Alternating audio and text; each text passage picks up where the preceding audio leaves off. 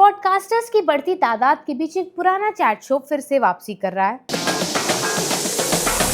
The voice is back. It's true. वो show जिसने 90 के दशक में अपने बेबाक अंदाज से दर्शकों को हैरान किया था बिना किसी स्क्रिप्टेड वर्जन के। शो को लीड करने वाले हैं शेखर सुमन, जिसका नाम होगा शेखर टुनाइट।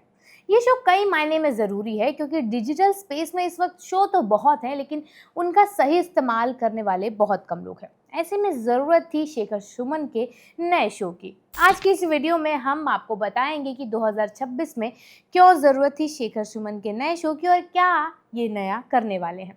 मेरा नाम है अनु और आप देख रहे हैं मास्टर शॉट। भारत में इंटेलिजेंट टीवी के पायनियर माने जाने वाले शेखर सुमन को 14 साल बाद फिर से एक टॉक शो होस्ट करते देखना अपने आप में नॉस्टैल्जिया से कम नहीं है। इंडिया में सेलिब्रिटी इंटरव्यू और बातचीत का तरीका पिछले कुछ सालों में पूरी तरह से बदल गया है।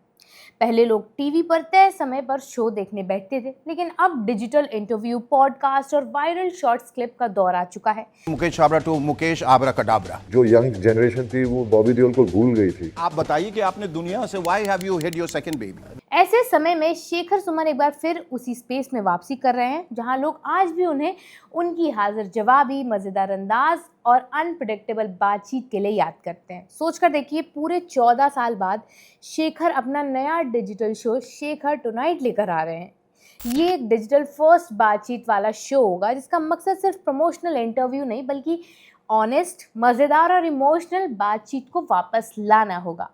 शो का पहला एपिसोड भी रिलीज हो चुका है। इंटरव्यू की इस दुनिया में शेखर के शो की ज़रूरत बहुत ज़्यादा थी। जिन लोगों ने बचपन में मूवर्स एंड शेकर्स देखा है उनके लिए शेखर सिर्फ होस्ट नहीं थे, वो उस दौर की याद है जब टेलीविज़न लाउड नहीं स्मार्ट हुआ करता था, जब सटायर चीप नहीं क्लासी हुआ करते थे, जब मजाक सिर्फ वायरल होने के लिए नहीं पॉइंट प्रूव करने के लिए लिखे जाते थे। अब उनका नया यूट्यूब शो शेखर टुनाइट देखकर ऐसा लगता है कि जैसे इंडियन इंटरनेट को आखिरकार उसका खोया हुआ विट वापस मिल गया है। सबसे खास बात यह है कि 14 साल बाद शेखर सुमन की टाइमिंग, कॉन्फिडेंस और स्क्रीन प्रेजेंस में 1% की भी गिरावट नहीं आई है।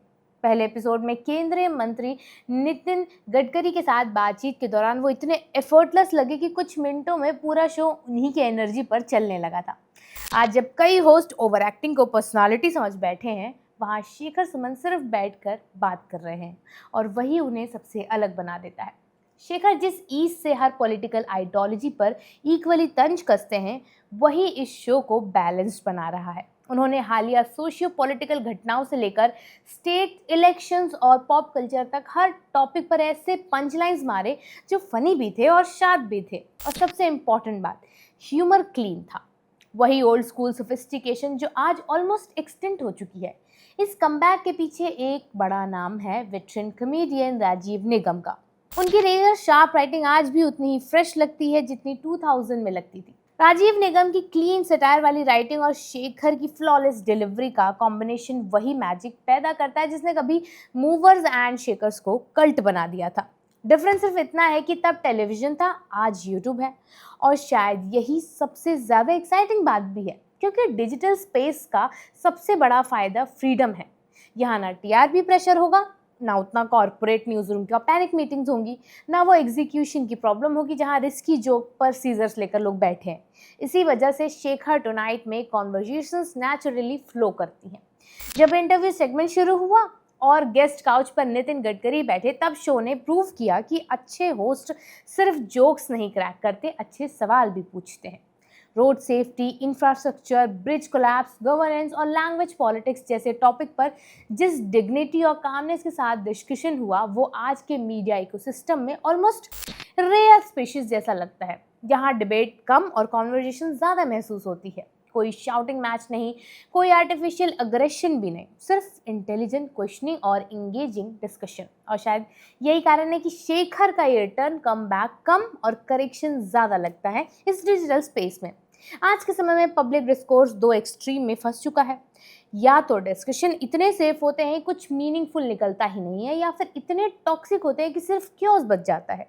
ऐसे पोलराइज्ड माहौल में शेखर टुनाइट जैसा शो रिमाइंड कराएगा कि सटायर लाउड हुए बिना भी इम्पैक्टफुल हो सकता है। टुनाइट क्वेश्चंस पूछने के लिए रूड होना जरूरी नहीं है, टफ क्वेश्चंस पूछने के लिए रूड होना जरूरी नहीं है, फनी होने के लिए वल्गर होना जरूरी नहीं है। सबसे दिलचस्प बात यह है कि शेखर आज उस जनरेशन के लिए भी रेलेवेंट लग रहे हैं जिसने शायद उनका क्लासिक एरा देखा ही नहीं है, क्योंकि ऑथेंटिसिटी कभी आउटडेटेड नहीं होती। उनके जोक्स स्क्रिप्टेड मीम्स नहीं लगेंगे, उनके रिएक्शंस मैन्युफैक्चर्ड नहीं लगेंगे और उनकी क्यूरियोसिटी फेक नहीं लगेगी। आज जहां कई पॉडकास्टर्स गेस्ट से ज़्यादा स्पॉन्सर्स को इम्प्रेस करने में लगे हैं, वहां शेखर सुमन ऑडियंस को एंगेज करने की कला याद दिलाते हैं। और यही वजह है कि उनका होस्ट करने का तरीका बहुत अलग है बाकी इंडस्ट्री से। ये शायद इंडियन कॉन्वर्जेशन के लिए एक मच नीडेड अपग्रेड है, क्योंकि भारत को सिर्फ और एक पॉडकास्ट नहीं चाहिए था, भारत को फियरलेस, इंटेलिजेंट और विटी कॉन्वर्जेशन चाहिए थी, स्पेशली यूथ को।